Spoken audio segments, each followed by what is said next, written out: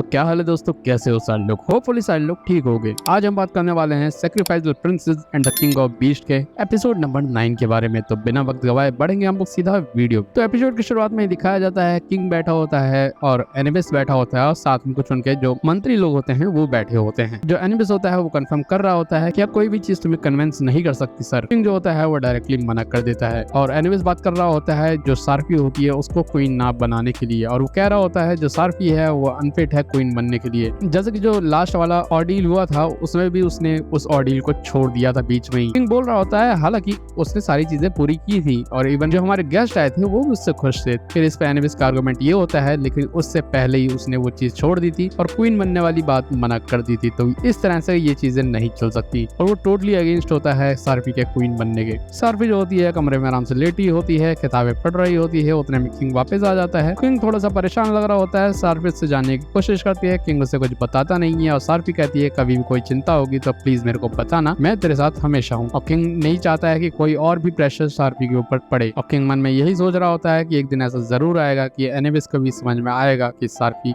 Actually में है क्या। दोबारा से लाइब्रेरी का सीन दिखाया जाता है जहाँ पे जो सार्फी होती है किताबें पढ़ रही होती है लेकिन कुछ किताबें मिस होती हैं और वो बाकी किताबों के बारे में जानना चाहती है। क्लायोक्लॉप जो होते हैं वो कहते हैं कि हम तुम्हारे लिए किताबें ढूंढ के लाएंगे, लेकिन वो कहती है कि नहीं, मैं इस बार मैं खुद से जाके ढूंढूंगी। और वहाँ देखने को मिलता है जो दो गार्ड होते हैं वो एक दूसरे से बात कर रहे होते हैं। उसी बीच एनिमिस आ जाता है और उन दोनों को डांट देता है कि ये कोई बातचीत करने का टाइम नहीं है, तुम लोग किंग के गार्ड हो और तुम लोग इस तरह से मजे में कैसे रह सकते हो। तुम लोगों को पूरी तरह से डिवोट रहना पड़ेगा और अटेंटिव रहना पड़ेगा, जिसकी वजह से वो लोग डर जाते हैं और एनिमिस जो होता है वहां से चला जाता है और दीवार के पीछे खड़ा हो जाता है। वो दोनों एकदम थोड़ा सा रिलीफ फील करते हैं और कहते हैं कि एनिमिस जो है वो आजकल थोड़ा सा डरावना हो गया है और हर चीज के लिए डांटता रहता है। लेकिन वो दोनों जो गार्ड होते हैं वो सार्फी को देख के कहते हैं कि ह्यूमंस शायद इतने भी ज्यादा बुरे नहीं होते हैं जितना हमें लगता है। और एनिमिस ये सारी चीजें सुन रहा होता है और एनिमिस को बस ये लगता है कि जो सार्फी है उसने किंग को रिझाया था और अपने आप को बचाने के लिए वो सारी हरकतें कर रही है। उसका कोई भी इंटेंशन नहीं है किंग की तरफ अच्छा वाला, और वो वहां से निकलता हुआ चला जाता है। उतने में ही देखने को मिलता है जो सार्फी होती है अचानक उसके सामने आ जाती है क्योंकि वो लाइब्रेरी को ढूंढ रही होती है और वो चांसलर से मदद मांगती है। चांसलर जो होता है वो उसको लेके जाता है लाइब्रेरी के अंदर। उसके मन में चीजें आने लगती है कि आखिर इसने कैसे सीड्यूस कर लिया किंग को, और ये सोच रहा होता है कि ये इसकी लाइफ को जरूर एंड कर देगा। और जो ये एंड ऑफ द लाइफ वाली बात होती है उसके दिमाग में अगेन एंड अगेन स्ट्राइक होने लगती है और वो सोचने लगता है कि यहाँ पे हम दोनों ही हैं, किसी को पता नहीं है कि मैं यहाँ इसके साथ आया हूँ तो मैं इसको यही मार सकता हूँ। और वो इस चीज को ऐसे कह सकता है कि ये एक एक्सीडेंट था और बुक सेल्फ जो थी इसके ऊपर गिर गई थी जिसकी वजह से इसकी मौत हो गई। और वो इसके पास आने लगता है, धीरे धीरे आगे बढ़ता है, लेकिन अचानक सार्फी हाथ से बुक छूट जाती है और उसके सर पे गिर जाती है और सार्फी इसको सॉरी बोल रही होती है। उसके बाद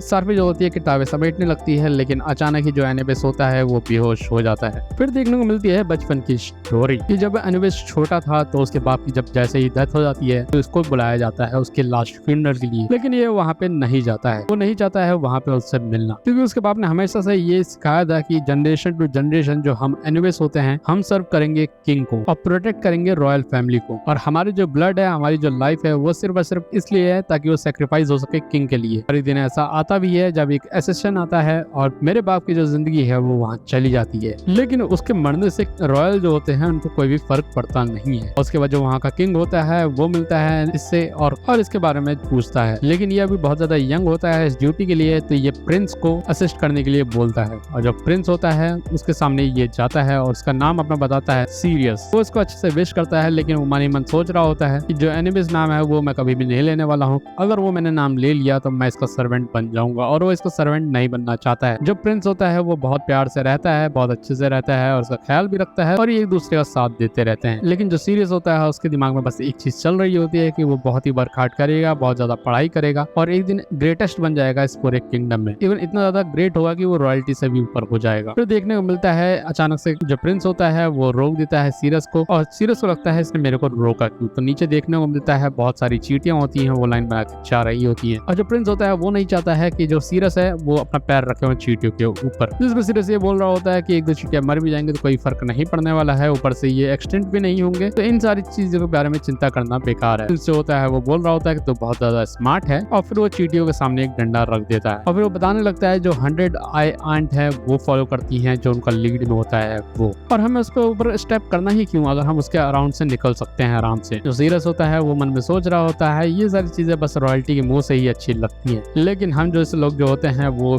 या तो चूज करते हैं क्रश होना या दूसरों को क्रश कर देते हैं, और वो चींटियों पर पैर रखता है और चला जाता है। उसके बाद जो सीरियस होता है वो प्रिंस के पास जाता है और कहता है कि आपके स्वॉर्डमैनशिप का टाइम हो चुका है, तो प्लीज आप जाइए अपना लेसन लीजिए। और जो प्रिंस होता है वो मना कर देता है और कहता है मेरे को पसंद नहीं है स्वॉर्ड उठाना, और कहता है इस लकड़ी के स्वॉर्ड से भी इतना ज्यादा दर्द होता है और रियल जो स्वॉर्ड होगी उससे कितना ज्यादा हर्ट हो सकता है लोगों को, और मैं नहीं चाहता किसी को भी हर्ट करना। और ये बोलता है कि मैं एक ऐसी जगह बनाना चाहता हूँ जहाँ पे कोई भी रेस एक दूसरे से फाइट ना करे। सीरियस जो होता है स्माइलिंग फेस बनाता है और कहता है ये बहुत ज्यादा वंडरफुल होगा, लेकिन वो मन में सोच रहा होता है ये सिर्फ और सिर्फ एक आइडियलिज्म है, ऐसी चीजें कभी होने वाली नहीं। जिस दिन तुम रियलिटी को फेस करोगे तुम्हारे जो ये सारे आइडियल्स हैं वो सारे चकनाचूर हो जाएंगे। देखने को मिलता है जो प्रिंस होता है वो अपना ट्रेन कर रहा होता है और एक दिन अचानक से जो सीरियस होता है वो बीमार हो जाता है। हालांकि वो बीमारी में भी चाहता है कि वो पढ़ाई करे। बाहर जो मेड्स होती हैं वो बात कर रही होती हैं कि जो यंग मास्टर है उसको फिर से फीवर हो चुका है और वो बहुत ज्यादा स्ट्रांग नहीं है, क्या वो एक्चुअली में सक्सीड कर पाएगा अपने बाप की जगह को। और ये अंदर से सोच रहा होता है ये कभी भी फॉलो नहीं करना चाहता है अपने बाप को, क्योंकि जब भी मैं बीमार था तो वो कहीं मेरे से मिलने तक नहीं आया एक बार। यही सोचते सोचते वो सो जाता है, लेकिन उसको अपने ऊपर एक वार्म फील होता है, हल्की सी गर्मी फील होती है। देखने को मिलता है जो प्रिंस होता है वहाँ पे आ जाता है और ये उससे पूछ रहा होता है आखिर वो यहाँ कर क्या रहा है, और ये बोलने लगता है कि मैंने सुना था कि तू बीमार है इसलिए मैं चेक करने यहाँ पे आया हूँ। हालांकि वो अपने आप को छुपा के आया था ताकि कोई भी इसको स्पॉट ना कर सके, और बहुत सारी चीजें उसके खाने के लिए भी लेके आता है और ये उसके लिए परेशान होता है, लेकिन इसके मन में अभी भी हेट्रेड होता है और इसको लगता है कि इसके बाप ने किंग की जान बचाई थी, इसके बदले में ये सारी चीजें कर रहा है, और वो उसकी ऑफरिंग को मना कर देता है। उतने में देखने को मिलता है इन लोगों के ऊपर अटैक हो जाता है और कुछ लोग इन लोगों को किडनैप करके चले जाते हैं। देखने को मिलता है ये इन दोनों को ही बांधा गया होता है एक जगह पे, और वो सारे लोग जो होते हैं जो कि इन लोगों को हॉस्टेज बना रहे होते हैं और बात कर रहे होते हैं इनको मारने की, और ये वही लोग होते हैं जिन्होंने किंग के ऊपर भी पहले अटैक किया था जिसकी वजह से सीरियस के बाप की जान चली गई थी। और वो जो छिपकली होती है उसकी पूंछ को सीरियस काट लेता है क्योंकि उसके बाप को उसी ने मारा था, और उठा के दीवार में उसको पटक देता है जिसकी वजह से वो चोट लग जाती है और वो चाहता है कि अब वो जान ले प्रिंस की भी, लेकिन वो पहले मारने वाले होते हैं सीरियस को ताकि वो किंग को दिखा सके कि वो एक्चुअली में बहुत ज्यादा सीरियस है, और वो इसके ऊपर अटैक करने ही वाले होते हैं, लेकिन जो प्रिंस होता है वो उसके सामने आ जाता है और उसको शील्ड करता है, उसको बचाने की कोशिश कर रहा होता है, और जो प्रिंस होता है वो बुरी तरह से चोटिल हो जाता है। और सीरियस को लगता है कि आखिर एक वेसल को प्रिंस क्यों बचा रहा है, और प्रिंस जो होता है वो बोल रहा होता है कि अगर मैं अपने एक फ्रेंड को भी प्रोटेक्ट नहीं कर सकता जो कि मेरे सामने है तो मैं किस बात का किंग, और वो गुस्से में आ जाता है और वो जो पावर होती है उसकी अनलीश हो जाती है, बहुत सारे पत्थर होते हैं टूटते हैं और उन दोनों छिपकलियों पर गिर जाते हैं जिसकी वजह से वो बेहोश हो जाते हैं, और जो प्रिंस होता है वो चोट की वजह से नीचे गिर जाता है। प्रिंस जो होता है सीरियस से पूछता है आखिर तो ठीक है ना, वो हाँ में जवाब देता है और ये काफी ज्यादा खुश होता है इस बात से। फिर अपने दांतों से खींच के ले जाने की कोशिश कर रहा होता है सीरियस प्रिंस को, और उतने में कुछ आवाजें आने लगती हैं और इसे पता चल जाता है कि लोग आ चुके हैं इनको बचाने के लिए, और उठा के ले जाते हैं। सीरियस जो होता है अपने घर पे होता है और वो काफी ज्यादा ठीक होता है। उसकी मेड कहती है कि अच्छा है कि तू ठीक है, और वो बताने लगती है जो प्रिंस भी है वो भी ठीक है और कुछ दिन रेस्ट के बाद वो भी बिल्कुल सही हो जाएगा। और प्रिंस जो है उसने रिक्वेस्ट की थी किंग से ताकि तुझे भी छोड़ दिया जाए और तेरे को इस चीज के लिए अकाउंटेबल ना होना पड़े। अब जो सीरियस होता है उसको समझ में आ जाता है कि एक्चुअली में उसका बाप इतना ज्यादा लॉयल क्यों था सबके लिए और वो क्या चाहता था। सीरियस अभी तक सिर्फ और सिर्फ अपने बारे में सोचता था, लेकिन अब वो दूसरे के बारे में भी सोचने लगा है, वो किंग के बारे में भी सोचने लगा है, और वो अपने बाप को बोलता है कि शायद आप कहीं से मेरे को जरूर देख रहे होंगे और फाइनली मैंने अपना किंग फाइंड कर लिया है और मैं उन्हें सर्व करूंगा। सीरियस जो होता है वो प्रिंस के सामने चला जाता है, उसके सामने झुका रहता है और वो सॉरी बोल रहा होता है क्योंकि उसने डिपेंड नहीं कर पाया था उसको पिछले दिन। लेकिन प्रिंस बोल रहा होता है गलती मेरी थी कि मैंने तुझे इन्वॉल्व करवा दिया था पहली बार, और वो अपॉलजी लेना चाहता है। लेकिन सीरियस जो होता है वो बोलता है कि रॉयल्टी जो है उसको इतनी लाइटली नहीं लेना चाहिए अपने अपॉलजी वाले वर्ड को,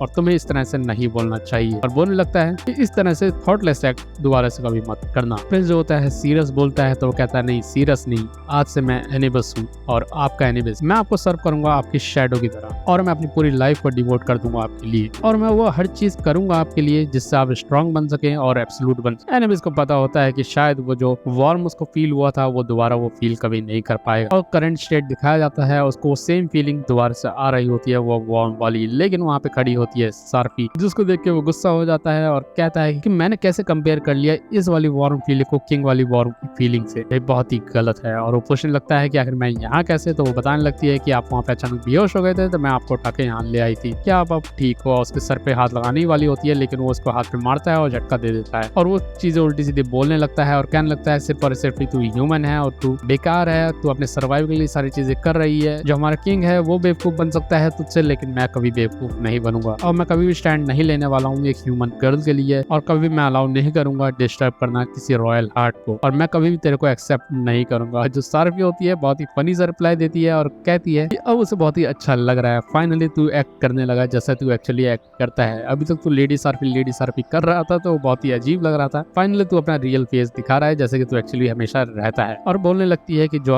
हमारा किंग है वो भी वरी कर रहा था तेरे लिए, इसलिए मैं तेरे पास खड़ी हूँ। और एनिमल्स बोलता है कि तू एक्ट ऐसे मत कर कि तू किंग को जानती है और उसकी तरफ से बोलने की जरूरत नहीं है। सार्फी जो होती है वो कहती है कि नहीं, मैं उनकी तरफ से नहीं बोल रही हूँ, जो मुझे लगता है मैं बोल रही हूँ, क्योंकि मैंने हमेशा से ही किंग को देखा है और वो मैं बता सकती हूँ कितनी ज्यादा केयर वो तुम्हारे बारे में करता है। फिर वो बाहर जाने लगती है और देखने को मिलता है बाहर खड़ा होता है किंग, और वो किंग से कुछ बोलने ही वाली होती है, लेकिन किंग अपना हाथ लगा देता है उसके मुंह पे ताकि वो आगे कुछ ना बोले और वहां से चला जाता है। सार्फी खुश होती है और उसे पता होता है कि किंग उसकी कितनी ज्यादा केयर करता है। उसके बाद आखिर में फिर दोबारा से मीटिंग बुलाई जाती है जहाँ पे ये लोग डिस्कस करने वाले होते हैं उसी चीज के बारे में जो अभी पिछले दिन हुई थी। जो मिनिस्टर होते हैं वो सारे कहते हैं कि हमने पहले ही डिस्कार्ड कर दिया है लेडी सार्फी को, लेकिन चांसलर कहता है कि नहीं, हम दोबारा से उसको एक चांस देंगे और हमें रिस्पेक्ट करना चाहिए रॉयल की विल को भी। और जो लेडी सार्फी का ऑर्डियल था वो एक हम सक्सेस मानेंगे, और इसका थोड़ा सा मन तो बदल जाता है, जिसको किंग देख के भी शॉक होता है। जो सार्फी होती है वो खेल रही होती है क्ले क्लॉक के साथ और उसी को देखता रहता है और इसी साथ खत्म हो जाता है ये वाला एपिसोड। तो बात की जाए कैसा था ये एपिसोड, तो यार एपिसोड काफी ज्यादा अमेजिंग था और देखने में काफी ज्यादा मजा आया। इस वीडियो में इतना ही रखेंगे। वीडियो पसंद आए तो वीडियो को लाइक करना, चैनल को हमारे सब्सक्राइब कर देना। मिलते हैं अगली वीडियो, तब तक के लिए बाय बाय, सायोनारा,